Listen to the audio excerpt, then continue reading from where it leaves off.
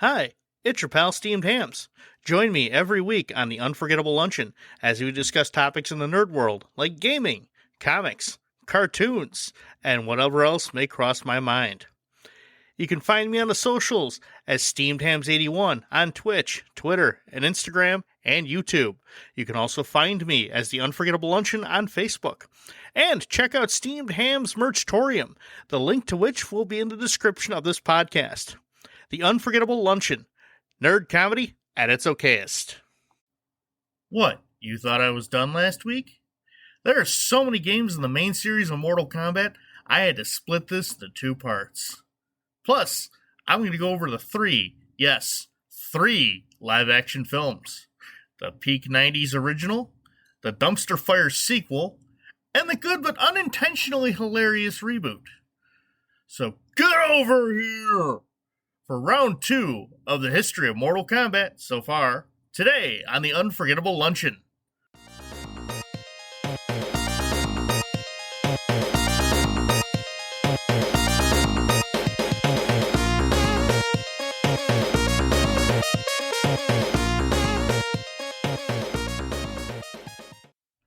Hi, it's your pal Steamed Hams.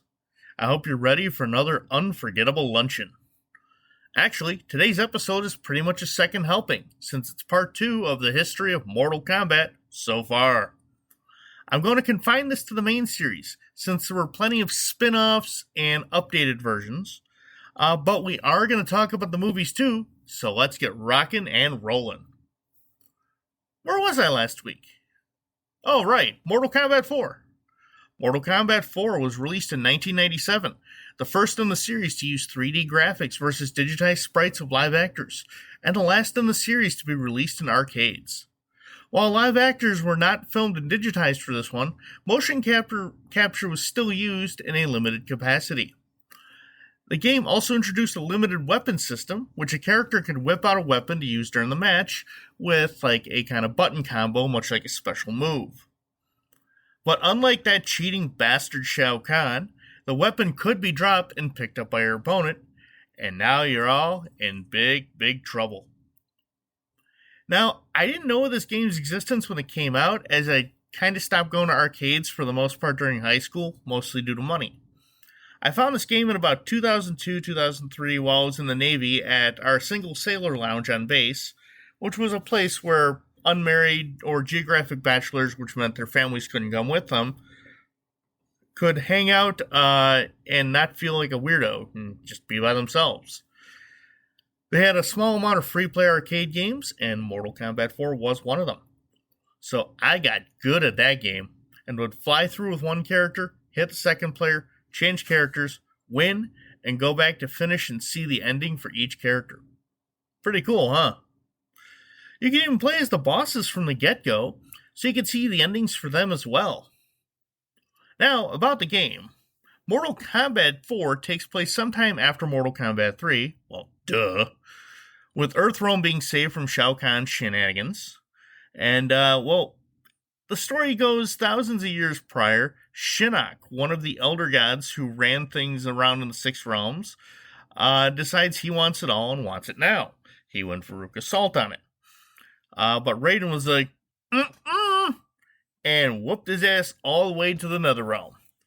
In present day, the evil sorcerer Quan Chi uses his fancy-ass evil magic to evilly free Shinnok from the Netherrealm to exact his evil revenge on the Elder Gods. Did I mention that he's evil? I think I did. Just want to make sure. And he would have gotten away with it, too, if it weren't for those meddling Earthrealm fighters. Oh, and fun fact, Johnny Cage is back. He was resurrected by Raiden after Johnny asked very nicely in the afterlife so he could help defend Earthrealm once again. Of course, Raiden, needing all the help he could get, bibbidi-bobbidi-booed his ass back to life, presumably dressed like Dr. Frankenstein, and yelling, "He's alive! Alive!" And hopefully Johnny didn't freak out and require a sedative to calm down. Kids, ask your parents or possibly your grandparents about that reference. New characters, good and bad, join the roster. You have Fujin, the Wind God and Raiden's ally. Jarek, the last member of Kano's criminal syndicate, Black Dragon, now being hunted by Sonya and Jax. Reiko, an outworld assassin and one of Shinnok's generals. Kai, a Shaolin monk and buddy to Liu Kang. And Tanya, a traitor who helped Shinnok conquer Edenia on his way to get revenge. Of course, Shinnok loses and Earth is safe again. Or is it? Mortal Kombat Deadly Alliance, released in 2002 for consoles, continues the story. In Scorpion's canon ending, Quan Chi reveals he was the one who killed Scorpion's family, and as he's trying to send Scorpion back to the Netherrealm for good, he gets pulled into the portal by Scorpion. He escapes using an amulet he stole from Shinnok. Can these bad guys trust each other with their stuff? Nah. He ends up in the mass tomb of the undefeatable army of the long-forgotten outward ruler, the Dragon King. Quan Chi makes a deadly alliance with Shang Tsung, offering him unlimited souls if he'll just transplant the souls of dead warriors into the dead warriors. Sounds like a pretty reasonable thing. They manage to kill Shao Kahn and Liu Kang, their two biggest obstacles. Raiden gives up his godhood so that he can interfere. The game ends on a bit of a downer, where the bad guys won and the good guys lost. It was kind of like the series Empire Strikes Back. It was their answer to it. The characters' fates would not be revealed until Mortal Kombat Deception, where it's revealed that they all died, and then Quan Chi and Shang Tsung fight over the amulet to control the army. And they realize the Dragon King, Onaga, has also been resurrected. Oops. So they join forces with Raiden to battle him, all three dying in the process, and Onaga just going, brushes off dust. So now fighters from other realms have to band together and fight Onaga and keep him from destroying the realms. I'll be honest, I've not played this Deadly Alliance or Armageddon, as they all came out while I was in the military and didn't have access to them. Hell, I didn't even know they existed because, I didn't exactly get to get out very often and go buy video games in the Navy. So, there were 26 playable characters in Deception, and that list is a doozy. Deception also has the characters who were killed by Onaga resurrected as evil henchmen. But don't worry, they get better. Mortal Kombat Armageddon was released in 2006 for consoles. The story is a doozy, so I'm going to condense it down as best I can, so we're not here for 30 minutes just on this game alone. An Elder God, realizing that Armageddon will be caused by one final Mortal Kombat, creates two suns and puts them in suspended animation to prepare for the battle in the future. The suns, Tavon and Dagon, awaken to start the battle after they learn that they are to fight the elemental Blaze, and the winner between the two brothers will claim their father's spot as an Elder God. Of course, hijinks ensue. Through a bunch of craziness, Shao Kahn defeats Blaze, becomes a god, and kills Raiden. Before he's killed, Raiden uses an amulet to send a message to his past self, thereby setting up Mortal Kombat 9. Oh, side note, we're not going into Mortal Kombat versus DC Universe because that's just a bunch of bullshit and shenanigans right there. I mean, I read up on it because I wasn't sure if it was canon, but it turns out it's technically mainline. But through some convoluted way, people who are really not powerful become powerful. Powerful people become not powerful. So that's why Johnny Cage can beat the shit out of Superman, I guess. And then they also had the heroes not have fatalities. The fuck's the point of a Mortal Kombat game without fatalities? The fuck? Mortal Kombat 9 was released in 2011 and was an alternate universe retelling of the first three games. During the first tournament, Raiden receives a cryptic message from his future self implying he must win. And through much insanity, many fighters are killed and resurrected as undead revenants for Shao Kahn. Of course, yes, they get better, for the most part. It turns out that the message meant that Shao Kahn must win. So after battling Shao Kahn, Raiden surrenders and is given his powers back by the Elder Gods to defeat and kill Shao Kahn for violating the Mortal Kombat rules. So now that Shao Kahn's dead, he doesn't, do Armageddon and this whole paradox thing, bootstrap paradox, fun times. Go back in time. He's got to win. So you let him win, kills him, so you never have to send a message back, so it never happens. And then he still causes everything and sends it back. Oh my god. Okay. I'm going to put myself in the loop here. That's not good. But it also turns out that Quan Chi and Shinnok are working together. Who would have thunk? And their whole plan was Heroes and Shao Kahn dying, which sets up the next two games. And honestly, they get complicated. I'm not going to lie. They get a little silly. We're not going to go too far into 10 and 11 because, look, you should have played it by now. Okay? And they're just convoluted, and we'd be here for another, 30 minutes explaining them. Okay? Now let's get into the movies, which were simpler in plot. And at least the first movie came out during the original trilogy's release. Well, both of them did, actually. Mortal Kombat, the movie, was released in 1995. I was so happy to go see this in the theater. My dad took me to go see it, and I was all excited because I think it was R-rated, so he had to go with me because I was only 14 at the time. But let's not lie. It's peak 90s action right there. It just seems like if you watch a good 90s action movie, it hits all the buttons. And it surprisingly does not stray too far from the game. Shang Tsung is hosting the next Mortal Kombat tournament on his private island, having won 9 in a row and looking to seal Earthrealm's fate with a 10th win, and Outworld can take over. All your favorites are here. Liu Kang, played by Robin Shou, seeking to avenge his brother's death at the hands of Shang Tsung. Sonya Blade, played by Brigitte Wilson, who you may remember from such films as Billy Madison, follows Kano onto Shang Tsung's boat. Kano, played by Trevor Goddard, is working with Shang Tsung with the promise of riches. Duh, he's a criminal.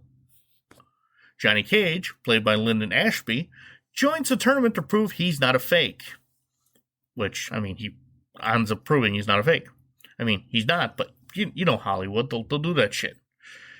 And Scorpion, Sub-Zero, and Reptile all appear as Shang Tsung's henchmen. And who can forget Goro? He's here too. Johnny and Sonya are chosen by Raiden, bafflingly played by Christopher There Can Be Only One Lambert, to defend Earthrealm in Mortal Kombat.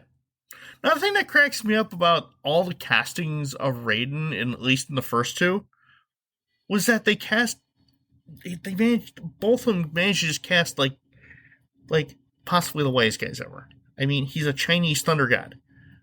Get a Chinese guy to do it. They did that for the reboot. They couldn't do it in the movies, but why? I don't know. So the three advance up the rankings and are joined by Princess Kitana, played by Talisa Soto, the Emperor's adopted daughter, Shao Kahn. Sonya kills Kano during a match by snapping his neck with her thighs. I'm sure he died a happy man. Kinda, sorta. It was a weird thing, but whatever. Liu Kang kills Sub-Zero with a bucket of water. It's actually pretty cool how he did it. And Johnny kills Scorpion by slicing him in half in an underground burial thingy where his cool fire fatality ends up blowing him up. So, fatality. Shang Tsung gets very angry, because he's losing, and kidnaps Sonya after Johnny defeats Goro with a nut punch in a hilarious scene. Like, Johnny does the nut punch, punches Goro, and is like, damn, them nuts were hard. And of course, Liu Kang battles Shang Tsung because that's how it worked in the game, and defeats him with an awesome pit fatality from the game. The one where you had to do the secret fatality move, knock the guy into the pit full of spikes, which was cool. The second one had spinning blades, so it chopped you up real nice. Okay, so They return to Liu Kang's Shaolin Temple with Katana to celebrate. They just defeated Shang Tsung in Outworld, and now they're safe for another generation. The movie ends right there. But I'll tell you what, this movie was fun for its time. Of course, you get that little cliffhanger at the end where Shao Kahn pops up and he's like, I'm gonna get you. I lost, but I'm coming to get you anyways. And they all ready themselves to fight. And then it goes credits. Okay. Now I rewatched it recently, albeit with the Riff Tracks commentary for fun. It holds up quite well for being 90s cheese. And if you haven't seen it, definitely check it out. It's very good. And if you can get the Riff Tracks for it, I highly recommend it. Now, Mortal Kombat Annihilation, on the other hand, doesn't get a glowing review from me. The only glow this movie has is from the flames that this dumpster fire produces. I even had to make a short kind of comedy reel about it, where I proclaim that there is not enough alcohol in the world to withstand this movie. And it's very true. I got hammered watching this movie, and then I had to rewatch it sober just to remember things. And I'm like, but I want the booze. I need the booze. Released in 1997, around the same time Mortal Kombat 4, the movie picks up exactly where the first one ended, like literally a minute or two after it ended. And in that minute, Sonya, Johnny, and Raiden were all magically recast. Hell, Sonya went from wearing a burlap sack to a clean white tank top and cargo shorts. The only ones who came back for this go-around are Robin Shou and Talisa Soto. Shao Kahn shows up to claim Earthrealm in 6 days, violating the Mortal Kombat rules, because you gotta wait at least 2 weeks. Wait 30 minutes before you go claiming Earthrealm. After eating. He deliberately resurrected his dead queen, Sindel, in Earthrealm so that he can merge the two and invade. His entrance scene is hilarious, and Sindel's entrance scene is probably the worst acted scene in the entire movie. And that's saying something. Khan kills Johnny Cage when he attempts to save Sonya from being killed by Shao Kahn. Raiden battles Khan to a standstill before Khan retreats to Outworld. Turns out, Khan's plan is being aided by Shinnok, an elder god who went rogue. The remaining warriors split up to try to stop Shao Kahn. Liu Kang and Katana had to find Nightwolf, who believe he holds the key to defeating Shao Kahn. They're attacked by Smoke, a cyber ninja, and rescued by Sub-Zero's younger brother. Scorpion reappears and kidnaps Katana. Sonya heads to find Jax in a military base. He was having cybernetic muscle enhancers implanted onto his arms to help with the battle, which would explain the metal arms he has. They're accosted by Cyrax, another cyber ninja, the yellow one, and defeat him, of course, and all the little warrior henchmen that come with him before the place blows up. Liu Kang finds Nightwolf and learns the secret of the animality. To unlock it, he must pass 3 tests. The first is a test of his self-esteem, focus, and courage. Seriously? And the second is temptation in the form of Jade, who shows up in a cave girl bikini to, seduce him. And he's like, "No, I love Katana, even though you are quite sexy." And she was like, "He turned me down. I'm gonna help him." The third test is never mentioned nor even shows up. So, win by default, best 2 out of 3, I guess. That's what happened. Raiden gives up his immortality to fight alongside the Earthrealm warriors freely. They travel to Outworld to save Katana and reunite her with Sindel, which is supposed to, of course, break her of Khan's control. That doesn't actually happen when they reunite him. It was a trap. And in fact, Jade was a double agent. Shocking. And for fucking up and not killing the bad guys, Khan feeds Jade to a CGI 90s gargoyle. And then Raiden, of course, reveals that he and Khan are brothers. Shinnok is their daddy. Man, they're playing fast and loose with the fucking material, aren't they? I mean, Shinnok was just played by like an old German guy. Seriously. Dead serious. Yeah. So, the group battles Khan and his remaining generals. Khan kills Raiden. Liu Kang uses his animality to become a dragon. You know, the thing he does in the game, in Mortal Kombat 2. And by injuring Shao Kahn, he reveals that he's mortal and he lost his fancy powers because, well, he violated the rules of Mortal Kombat. Uh-oh, SpaghettiOs. Shinnok is about to murder Liu Kang for Shao Kahn when the Elder Gods show up and like, oh no, you didn't, and then banish his dumbass to another realm after Liu Kang whoops Shao Kahn's ass. Raiden is revived, becomes an Elder God, everything is fixed, and they all live happily ever after. The end. There was no third Mortal Kombat film in the 90s and early 2000s because this one did fucking terribly. In fact, I don't even think I watched it after, like, I saw it in the theater. I rented it when it came out on VHS or DVD, I forget which. And then I didn't see it again until last week.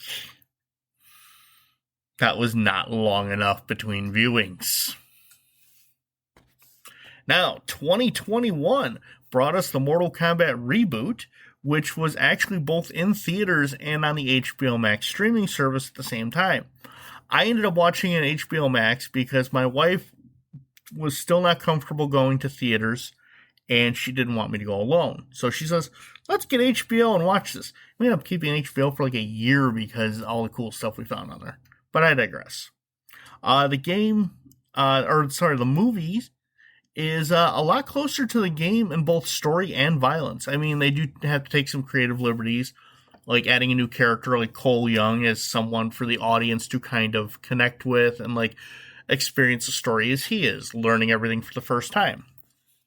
You get a lot of backstory on Sub-Zero and Scorpion, like how their feud came along, and you get some cool-ass fights out of the two of them.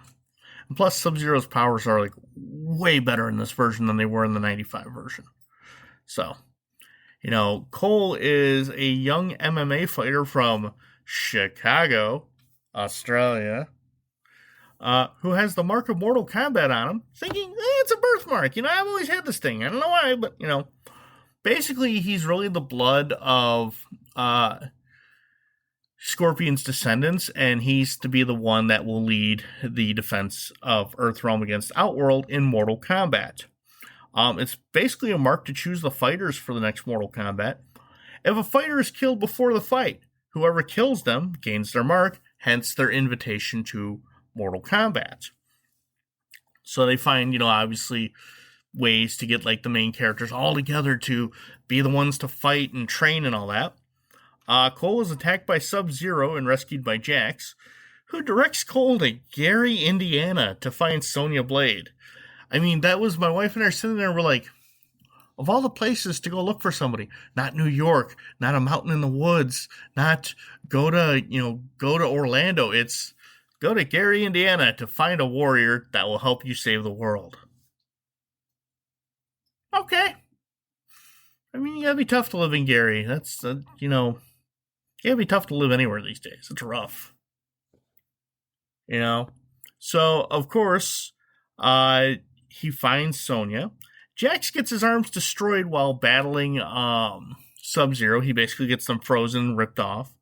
And he gets these cool metal implants that become all muscly later on when he gets his powers. Sonya captured Kano, and she's living in a little trailer by Lake Michigan. And she's interrogating him for what he knows about Mortal Kombat.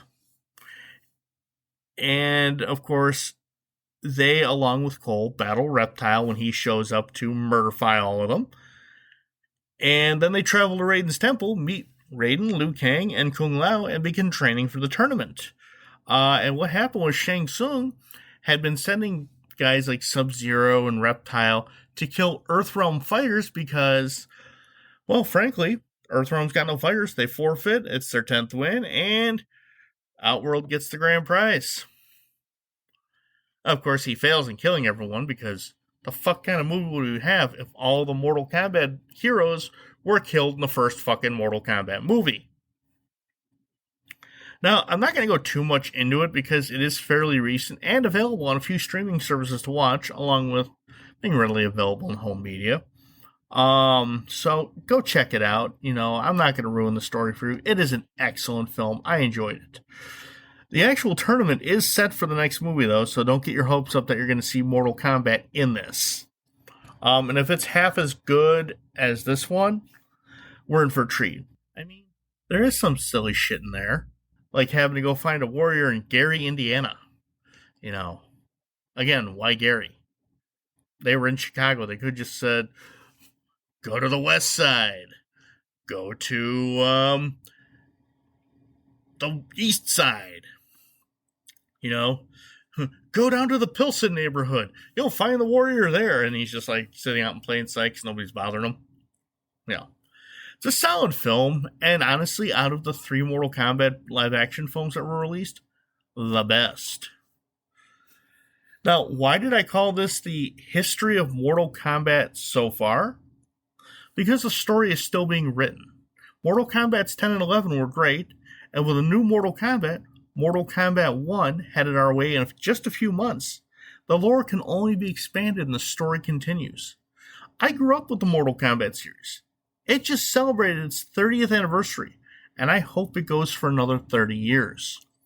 Hell, when my nieces get a little older, I want to say, kids, sit down. We're going to learn about gaming history. And then they're going to tell their moms, my sisters, and I'm going to get yelled at. No, I'm not. Trust me. They trust me with that for some reason. Well, that's it for another Unforgettable Luncheon. You can find me on all the social medias, Twitter, Twitch, Instagram, and what's my other one? YouTube, yes. Twitch, Twitter, Instagram, YouTube as SteamedHams81. And you can find me on Facebook as The Unforgettable Luncheon. Don't be afraid to reach out and say hi. And if you do enjoy the podcast, spread the word. I really appreciate all those who do, and I'd like to gain more people listening. I want to spread my humor. So go on, tell people I'm funny, even if you gotta lie to them. I mean, I know I'm not the funniest guy in the world. It is nerd comedy at its okayest. So I'm not setting expectations high. Anyways, join me next week when the topic will be something nerdy.